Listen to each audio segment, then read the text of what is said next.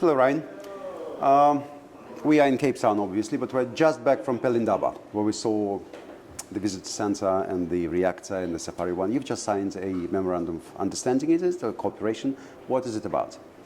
Yeah, good. Firstly, Sergey, thank you again. It's good to see you, and welcome to Cape Town. Yes, I'm back. So, we signed an MOU on cooperation, and that's on the collaboration in nuclear fuel.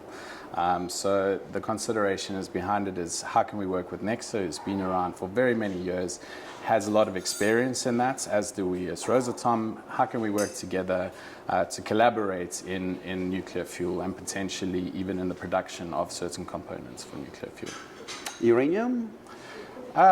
So we're looking at fabricated fuel at this point, predominantly, and based on our TVSK, which is essentially Rosatom's answer to European fuel.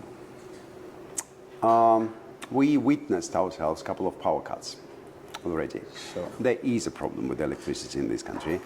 Will this country ever build a second nuclear plant, which would solve so many problems? There is absolutely a huge issue in the country at the moment, and I think it's an issue that is going to get worse before it gets better, unfortunately. You know, we're still a country that relies heavily on coal, on very old machines, and there's a decommissioning plan. So from now until 2035, we plan to decommission about 50% of our current installed baseload capacity. Being replaced with what? And that's really the issue, right? So, you know, as a company, Rosatom is involved in renewables. We have a wind company called Nova Wind. We produce batteries, lithium-ion batteries. So we understand the place for renewables. However, we don't see it being able to replace this large baseload electricity, particularly for sustainable development and industrial needs. Exactly. I mean, we're a country that is heavily developed from an industry point of view.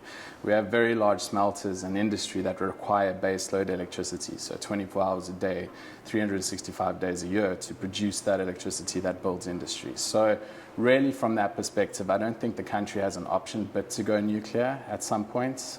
We hope sooner than later. You know, we don't have large-scale hydro in the country. We don't really see them building new coal-fired power plants. So really, the option is nuclear power. There was a time when a second plant was actively discussed, including with you. Where are we now? So, yes, in 2015, 2016, there was a 9.6 gigawatt program that was planned for South Africa. It was a program that Rosatom was interested in, and we participated in the request for information. And then, unfortunately, the program was stopped in the courts in 2017, and that was purely because of the Section 34 determination. What is that? So Section 34 determination essentially is the document that is done by the Department of Energy to allow a certain energy source to be procured. And unfortunately, at that point, it was found that they hadn't maybe followed all of the correct procedures, and that was stopped. Since then, there's been announced a 2.5 gigawatt program, which is a smaller program, but it's a good start. And again, there was a request for information that was issued. And now we're hoping to see a request for proposal. And certainly we would participate in that. Small reactors on the horizon? Yes, I believe so. I mean, South Africa did develop the pebble bed reactor to a certain point, and I think since then it's always been interested in small modular reactors. I think in certain cases, not only in South Africa, but in sub-Saharan Africa, small modular reactors would be a very, very good solution, especially for a lot of smaller newcomer countries that maybe can't put a very large 1.2 gigawatt unit onto their grids. So I think small modular reactors definitely in the horizon. And then one that's really exciting for me would be the floating power plants. For which countries? Sub-Saharan Africa. I mean, if you look at our continents, we've got endless coastline. So a small modular reactor that is floating essentially allows you to bring power to a client, and, you know, sort of on a lot shorter term basis.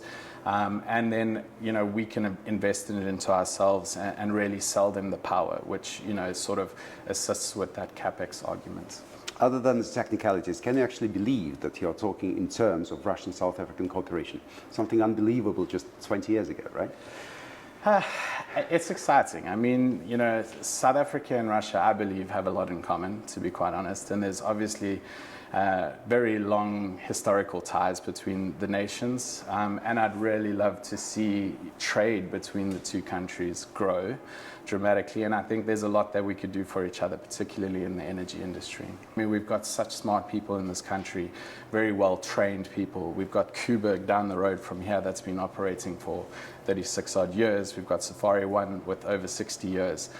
So really, I think we just need to put back into the nuclear industry and grow it in the country. Well, thank you, Ryan. Thank you. It's been an absolute pleasure. Thank you so again.